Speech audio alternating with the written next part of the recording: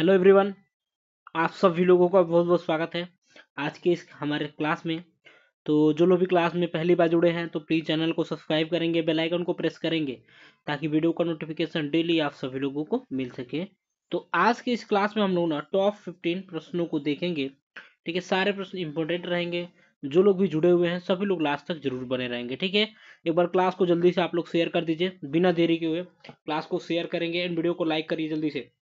सभी लोग जल्दी से जुड़िए, क्लास को शेयर करिए, वीडियो को लाइक करेंगे और उम्मीद है सभी लोग अच्छे होंगे, अच्छे से आप सभी लोगों की पढ़ाई चल रही होगी।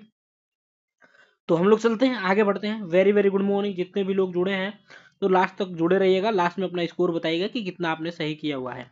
चलिए हम लोग चलते हैं, पहले क्वेश्चन को देखते हैं। बताएंगे किसके इलाज में कीमोथेरेपी उपयोग किया जाता है। दोस्तों सभी लोग बताएंगे किसके इलाज में, बताना है आप लोगों को कीमोथेरेपी उपयोग किया जाता है, बताना है। एक बार आंसर करिए, किसके इलाज में किया जाता है कीमोथेरेपी का उपयोग, आंसर करिए।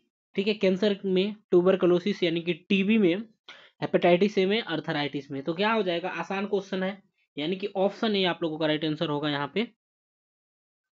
ठीक है, तो ऑप्शन ए आप लोगों का राइट आंसर हो जाएगा। एक मिनट, कलर अलग रेड कलर ले लेते हैं थोड़ा। ठीक है, रेड ले लेना। चलिए रेड कलर को ले लेते हैं। ठीक है, ट्यूबरकुलोसिस या हेपेटाइटिस है, अर्थराइटिस। तो क्या होगा, कैंसर के इलाज के लिए। ठीक है, देखिए कीमोथेरेपी क्या है, तो कैंसर कोशिकाओं को नष्ट करने के लिए दी जाने वाली ठीक है दवाओं का इलाज है। इसे कीमो भी कहा जाता है। कीमोथेरेपी में कैंसर कोशिकाओं को मारने के लिए ठीक है साइटोटॉक्सिक दवाओं का इस्तेमाल किया जाता है। ये दवाएं जो है ना, कैंसर कोशिकाओं को बदलने और विभाजन होने की प्रक्रिया को रोकते हैं। ठीक है, और कीमोथेरेपी के बारे में कुछ इंपॉर्टेंट चीजें हम लोग जानेंगे। ठीक है, कीमोथेरेपी कैंसर के इलाज के लिए इस्तेमाल की जाने वाली एक रासायनिक दवा चिकित्सा है। कीमोथेरेपी की दवाएं पूरे शरीर में फैलती हैं। ठीक है, तो ये क्या हो जाएगा यहाँ पे, एंड पूरे शरीर में फैलेगी। कीमोथेरेपी की दवाएं पूरे शरीर में फैलने के कार्य करेंगे। चलिए, और इसके दुष्प्रभाव। तो कीमोथेरेपी में होने वाले ज्यादातर दुष्प्रभाव जो होते हैं ना, इलाज खत्म होने के बाद ठीक हो जाते हैं। ये चीजें रहती है इसमें, तो ध्यान रखना। यहाँ पे कैंसर यह तब होता है जब अक्सर लंबे समय तक कार्सिनोजन का ठीक है करना पड़ रहा है, तब होता है कार्सिनोजन का सामना करना पड़ रहा है। ठीक है, तो ध्यान रखिएगा। यहाँ पे देखिए आगे बढ़िए, ट्यूबरकुलोसिस यानी कि टीबी क्या है, तो माइक्रोबैक्टीरियम ट्यूबरकुलोसिस किसके द्वारा होता है टीबी, तो माइक्रो ठीक है माइक्रो ठीक है सॉरी माइक्रो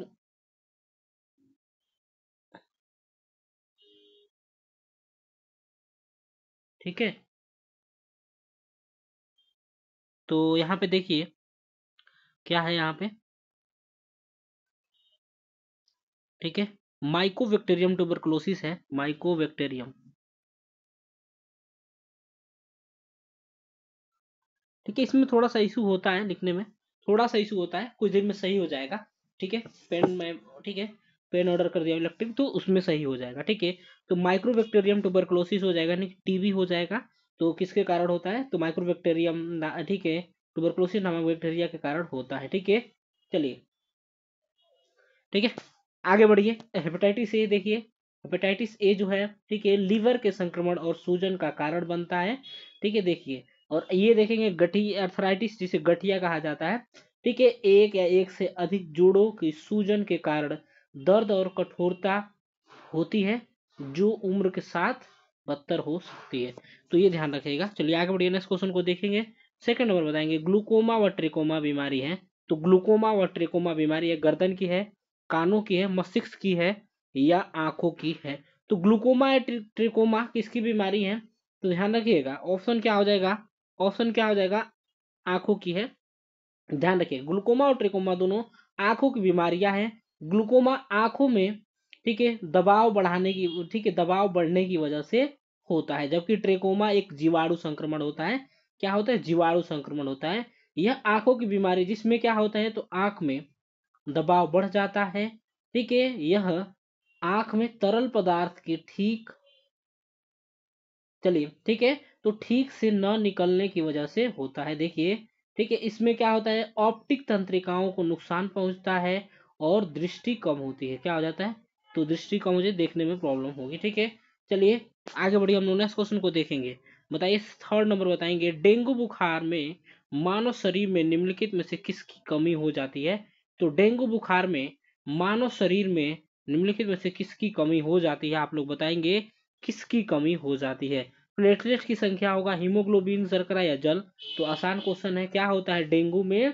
ठीक है, तो प्लेटलेट्स की संख्या कम हो जाती है, प्लेटलेट्स काउंट जो है इसकी संख्या कम हो जाती है। यानी कि देखिए इसमें ठीक है, डेंगू बुखार के लक्षण क्या क्या होते हैं। तेज बुखार, सिर दर्द, दाने और मांसपेशियों और जोड़ों में दर्द शामिल होते हैं। इसमें मतली और उल्टी भी हो सकता है, ये चीजें ध्यान रखना है। ठीक है, मतली और उल्टी भी हो सकता है। चलिए हम लोग आगे बढ़ेंगे, नेक्स्ट क्वेश्चन को देखेंगे। फोर्थ नंबर बताएंगे, भारत की मवेशी रोग निगरानी एवं पूर्वानुमान प्रणाली का नाम क्या है। तो भारत की मवेशी रोग निगरानी एवं पूर्वानुमान प्रणाली का नाम क्या है, बताएंगे। Cattle safety laboratory, animal safety laboratory, bio safety laboratory या कैटल मॉनिटरिंग लेबोरेटरी। तो यहाँ पे क्या हो जाएगा फोर्थ का, तो चौथे का क्या हो जाएगा आप लोगों का, ऑप्शन हो जाएगा सी। ठीक है, क्या हो जाएगा, ऑप्शन सी हो जाएगा ना, यानी कि बायो सेफ्टी लेबोरेटरी जो भारत में मवेशी रोग निगरानी एवं पूर्वानुमान प्रणाली का नाम है। ठीक है, तो यहाँ पे ध्यान रखिएगा, बायो सेफ्टी लेबोरेटरी हो जाएगा राइट आंसर। देखिए बायो सेफ्टी, ठीक है, जैव सुरक्षा लैब प्रणाली है। यह प्रणाली जो है ना, राष्ट्रीय पशु चिकित्सा महामारी जो होता है ना, ठीक है, राष्ट्रीय पशु चिकित्सा महामारी विज्ञान और रोग सूचना विज्ञान संस्थान के द्वारा संचालित किया जाता है। तो ध्यान रखिएगा। ठीक है, आगे बढ़िए, नेक्स्ट क्वेश्चन को देखिए। बताइए, बताएंगे नवजात शिशु का सामान्य शरीर तापमान आप लोगों को बताना है। तो नवजात शिशु का सामान्य शरीर का तापमान कितना होगा, 36 से 36 से 36.8 डिग्री सेल्सियस, 36.5 से 37.4 डिग्री सेल्सियस, 37 से 38 डिग्री सेल्सियस या 37 से 40 डिग्री सेल्सियस। तो क्या होगा यहाँ पे, सभी लोग बताइए क्या हो जाएगा, आंसर करिए क्या हो जाएगा फिफ्थ का। तो ऑप्शन हो जाएगा बी, 36 से कितना हो जाएगा, 36 से, ठीक है, 37.4, 36.5 से 37.4 डिग्री सेल्सियस हो जाएगा। ठीक है, फिफ्थ का राइट आंसर, यानी कि समान तापमान कितना होगा, तो 37 डिग्री सेल्सियस होगा। यानी कि यदि फॉरेन हाइट में देखा जाए तो 98.6 होता है। हालांकि नवजात शिशुओं का तापमान इससे ज्यादा या कम भी हो सकता है। ध्यान रखिएगा, नवजात शिशुओं को पर्याप्त गर्मी मिले, ठीक है, इसके लिए वार्मर का इस्तेमाल करना चाहिए। और ध्यान रखिएगा, नर्सरी में थर्मामीटर रखकर तापमान में बदलाव पर नजर भी रखना चाहिए। आगे बढ़िए, नेक्स्ट क्वेश्चन को देखेंगे।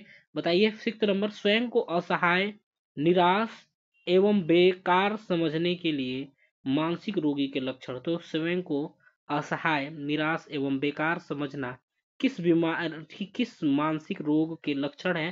तो आप लोगों को बताना है किसका लक्षण है। तो क्या हो जाएगा, मेनिया का है, डिप्रेशन, सिजोफ्रेनिया या हेलुसिनेशन। तो सारी क्या है, तो दिमागी बीमारी। चलिए यहाँ पे क्या हो जाएगा आप लोगों का, डिप्रेशन हो जाएगा, ऑप्शन बी हो जाएगा डिप्रेशन।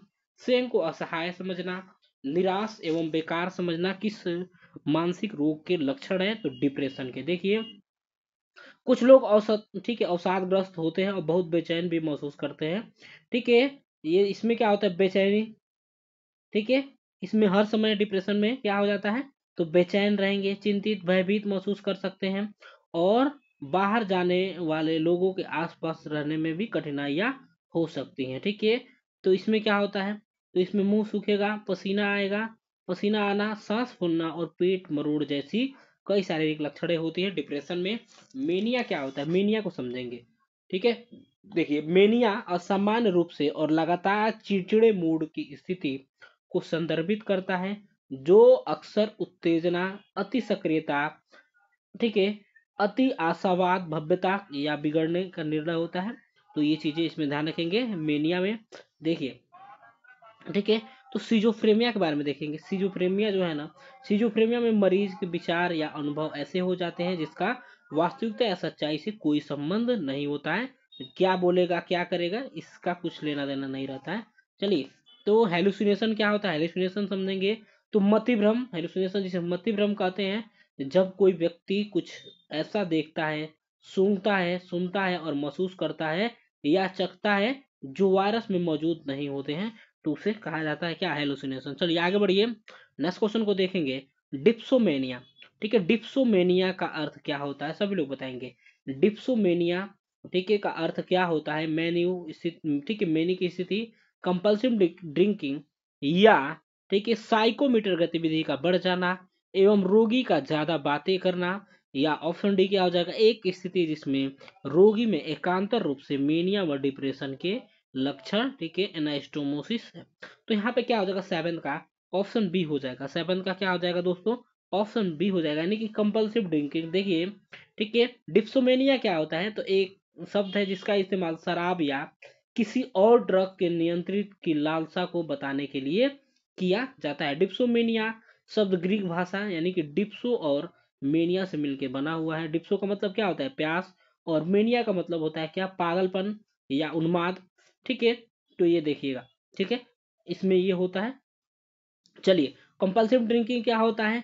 तो कंपल्सिव ड्रिंकिंग को ऑब्सेसिव कंपल्सिव, ठीक है, ड्रिंकिंग भी कहा जाता है, यानी कि ओसीडीएस कहा जाता है इसे, ध्यान रखिएगा। वो ऑब्सेसिव कंपल्सिव, ठीक है, ड्रिंकिंग, ठीक है, ठीक है, ड्रिंकिंग डिसऑर्डर इसे कहा जाता है, ध्यान रखिएगा। तो क्या हो जाएगा? यह एक ऐसी स्थिति है जिसमें शराब पीने की लालसा और शराब पर निर्भर बहुत ज्यादा हो जाता है व्यक्ति। शराब की ठीक है, लत में क्या होता है? व्यक्ति शराब से दूर रहने के बाद भी शराब पीना चाहता है, ठीक है। तो ये चीजें ध्यान रखेंगे इसके बारे में। शराब की लत हो जाएगा, ठीक है, मस्तिष्क में प्रीफ्रंटल कार्टिलेज प्रभावित होता है शराब की लत से।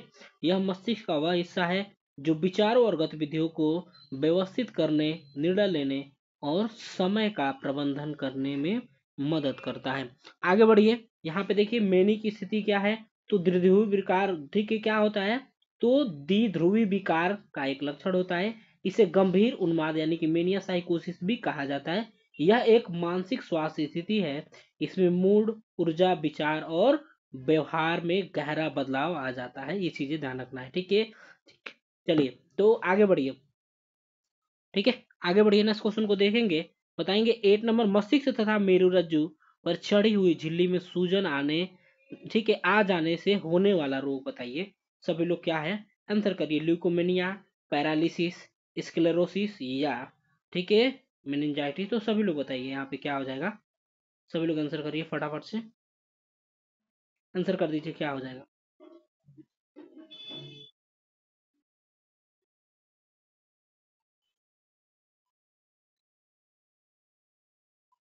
ठीक है, तो आप लोग बताइए। ठीक है, तो क्या हो जाएगा यहाँ पे आप लोगों का?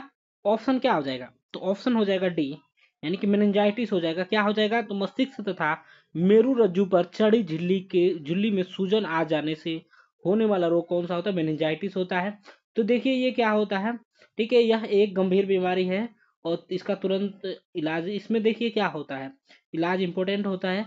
मेनिंजाइटिस वायरस या बैक्टीरिया के कारण होता है, ठीक है। देखिए वायरल मेनिंजाइटिस जो है ना, ज्यादातर मामलों में हल्का होता है, लेकिन बैक्टीरियल मेनिंजाइटिस जानलेवा हो सकता है। इसमें इसके लक्षणों में क्या क्या होंगे? तो सिर दर्द होगा, गर्दन में दर्द होगा, बुखार हो जाएगा, भ्रम हो जाएगा, उल्टी हो जाएगा, प्रकाश और तेज आवाज से परेशानी, ठीक है, होना शामिल होता है इसमें, ठीक है। तो ये ध्यान रखिएगा, ठीक है। मेनिंजाइटिस क्या होता है? तो इसके कुछ उपाय क्या होते हैं? टीकाकरण कराएं, इसमें स्वच्छता से बचे, संक्रमित व्यक्ति से दूर रहें, नियमित रूप से हाथ धोएं, ठीक है। ये सब सारे इसके ये लक्षण है। तो चलिए, ठीक है, तो ल्यूकेमिया देखेंगे। ल्यूकेमिया क्या होता है? तो ल्यूकेमिया क्या है? तो ल्यूकेमिया अस्थि मज्जा सहित रक्त बनाने वाले ऊतकों का कैंसर होता है। कई प्रकार के, ठीक है, कई प्रकार मौजूद होते हैं इसके, ठीक है, जिसमें क्या हो जाते हैं? तो कुछ तीव्र लिम्फोब्लास्टिक ल्यूकेमिया, तीव्र माइलाइड ल्यूकेमिया और क्रोनिक लिम्फेलाइड के लिम्फेसाइटिक ल्यूकेमिया होते हैं, ठीक है। चलिए, तो आगे बढ़ते हम लोग, ठीक है, क्या देखेंगे? पैरालिसिस। पैरालिसिस में क्या होता है? तो अचानक मस्तिष्क के हिस्से में रक्त की आपूर्ति रुक जाए या कम हो जाती है, तो यह मस्तिष्क के कई, ठीक है, रक्त वाहिकाएं फट जाती है इसमें, तो होता है पैरालिसिस, ठीक है। ठीक है, स्क्लेरोसिस क्या होता है? ठीक है, तो स्क्लेरोसिस क्या है होता है? तो इसमें देखिए क्या होता है ना, मल्टीपल स्क्लेरोसिस जो होता है कई अलग अलग लक्षणों के कारण बताता है, जिसमें कि दृष्टि हानि हो सकता है, दर्द हो जाएगा, शारीरिक कमजोरी, थकान और, ठीक है, बिगड़ा हुआ समन्वय यानी कि संतुलन बिगड़ा हुआ रहेगा। चलिए आगे बढ़ेंगे, 9th नंबर को देखेंगे। 9th नंबर बताएंगे मांसपेशी समन्वयन कम होता है, ठीक है, निम्न के नुकसान होने से। तो किसके नुकसान होने से बताना है आप, मांसपेशी समन्वयन सूरी कम होगा तो बताइए। हाइपोथैलेमस होगा, प्रमस्तिष्क होगा, मध्य मस्तिष्क होगा, या सेरिबेलम हो जाएगा। तो यहाँ पे सभी लोग बताइए जल्दी से, क्या हो जाएगा 9th का बताइए। तो यहाँ पे क्या हो जाएगा दोस्तों, सेरिबेलम हो जाएगा ना, ऑप्शन डी होगा। क्या होगा, सेरिबेलम हो जाएगा। यानी कि देखिए सेरिबेलम मस्तिष्क के आधार पर, ठीक है, सेरिब्रम के नीचे और रीढ़ की हड्डी के पीछे स्थित होता है, ठीक है। यह सेरिबेलम के अपेक्षाकृत छोटा होता है, ठीक है, छोटा होता है। ये चीजें ध्यान रखना है, ठीक है। चलिए देखिए हाइपोथैलेमस क्या होता है, तो मस्तिष्क का एक हिस्सा है, ठीक है। ये क्या करेगा, तो तापमान नियंत्रित करने का कार्य करेगा, सीधी तरीके से जानेंगे। तापमान को नियंत्रित करेगा, और यह भूख, प्यास, नींद और मनोदशा को नियंत्रित करने का कार्य करता है, ठीक है। चलिए प्रमस्तिष्क को देखेंगे, तो मस्तिष्क का सबसे बड़ा हिस्सा होता है। यह मानव शरीर की कई गतिविधियों को महत्वपूर्ण, ठीक है, प्रणालियों के लिए जिम्मेदार होता है। देखिए इसमें क्या होगा, तो प्रमस्तिष्क में जो कि सोच, बुद्धि, चेतना और स्मृति के लिए जिम्मेदार होता है, ठीक है। प्रमस्तिष्क स्पर्श, श्रवण और दृष्टि की व्याख्या करने के लिए भी जिम्मेदार होता है, तो ध्यान रखिएगा। प्रमस्तिष्क के बारे में देख रहे हैं। मध्य मस्तिष्क क्या होता है, तो मस्तिष्क का यह हिस्सा, ठीक है, एक हिस्सा होता है।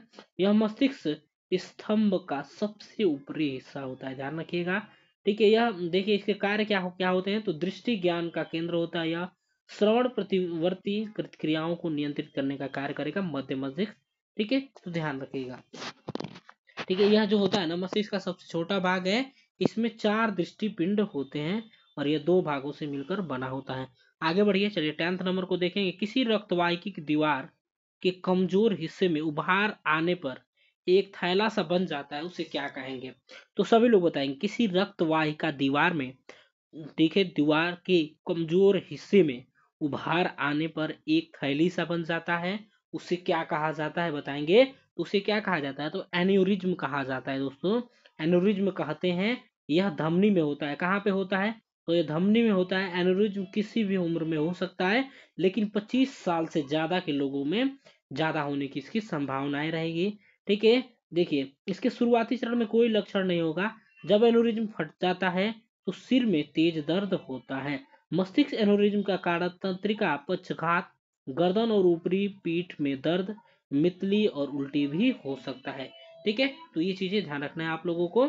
चलिए स्क्लेरोसिस, ठीक है, सॉरी यहाँ पे क्या, एथिरो स्क्लेरोसिस जो है ना, यह एक बीमारी है जिसमें रक्त वाहिकाएं की दीवार में प्लॉक, ठीक है, प्लॉक जमा हो जाता है। क्या हो जाता है, प्लॉक जमा हो जाता है। यह प्लॉक जमा होना रक्त वाहिकाओं को कमजोर बना देता है। चलिए तो देखेंगे यहाँ पे क्या है, एनास्टोमोसिस क्या है, तो एनास्टोमोसिस 2 संरचनाओं के बीच बनाया गया कनेक्शन होता है। यह सर्जिकल प्रक्रिया है। यह क्या है, सर्जिकल प्रक्रिया है, ठीक है, ध्यान रखिएगा। चलिए आगे बढ़ेंगे यहाँ पे।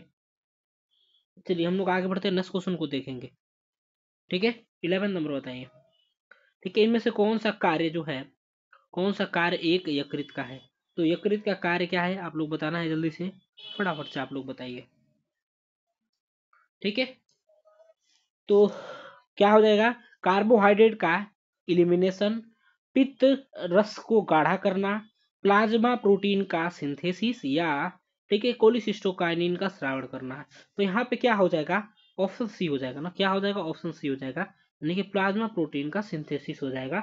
यह ज्यादातर कहाँ होगा, यकृत में होगा, यकृत में होता है। यह प्लाज्मा प्रोटीन जो है रक्त प्लाज्मा में पाए जाने वाला प्रोटीन होते हैं। इनका कई तरह, ठीक है, इनका काम कई तरह का होता है, जैसे कि लिपिड, हार्मोन, विटामिन और खनिज परिवहन, ठीक है, खनिजों का परिवहन करना, ध्यान रखिएगा, ठीक है। इसमें क्या होता है, पॉलीपेप्टाइड श्रृंखला का संश्लेषण मुक्त पॉलीराइबोसोम पर, ठीक है, मेथियोनिक के साथ वो शुरू होता है, ये ध्यान रखिएगा, ठीक है। यहाँ पे देखेंगे कोलिसिस्टोकाइनिन क्या होता है, यहाँ पे देखिए मोस्ट इंपोर्टेंट चीज दिया है, ये सब तो आपको ठीक है आसान है, ठीक है। कोलिसिस्टोकाइनिन क्या है, एक हार्मोन है जो पित्त और अग्नाशयी रस को नियंत्रित, ठीक है, करता है, ध्यान रखिएगा। यह ग्रहणी के भित्ति में स्रावित होता है, कहाँ पे, यह ग्रहणी के भित्ति से स्रावित होता है। आगे बढ़िए 12th नंबर को देखेंगे, बताएंगे अग्नाशयी रस का स्रावण निम्नलिखित में से किस के द्वारा प्रेरित होता है। तो अग्नाशयी रस का स्रावण निम्नलिखित में से किसके द्वारा प्रेरित होता है? ठीक है, इंट्रोकाइनेज के द्वारा, कोलिसिस्टोकाइनिन, ट्रिप्सिनोजन या ठीक है सिक्रेटिन। तो सभी लोग यहाँ पे बताइए, ठीक है क्या हो जाएगा, सभी लोग यहाँ पे बताइए क्या हो जाएगा यहाँ पे 12th नंबर का। ठीक है,